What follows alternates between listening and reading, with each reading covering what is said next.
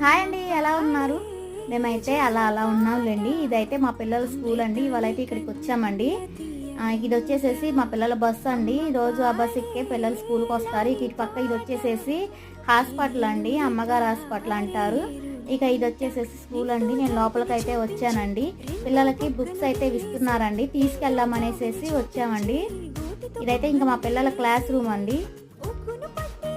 ఇక ఇక్కడికి వచ్చేసేసి బుక్స్ అయితే అన్నీ కట్టేసేసి రెడీగా పెట్టారండి, తీసుకెళ్ళాలని చెప్పేసేసి. ఇంకా మేమైతే లెక్క చూస్తున్నామండి. మా పాప అయితే 6th క్లాస్ అండి, తనకు వచ్చేసి 5,171 రూపాయి అయింది. మా బాబు అయితే 7th క్లాసు, తనకు వచ్చేసి 5,551 రూపాయి అయితే అయినాయండి. ఇంకా ఏవో కొన్ని నోట్ బుక్స్ అయితే ఇవ్వాలంటండి. ఇక మొత్తం కలిపి అయితే 11,000 రూపాయలు అయితే అయినాయండి బుక్స్ వరకే. ఇంకా ఫీజులు అని అవని బస్ ఫీజు అని ఇక మొత్తం ఎంత అవుతాయో చూడాలండి. మీ పిల్లలకు కూడా బుక్స్ తీసుకున్నారా? వాళ్ళకైతే ఎంత అయినాయో ఒక కామెంట్ అయితే ఇచ్చేయండి, చూద్దాం.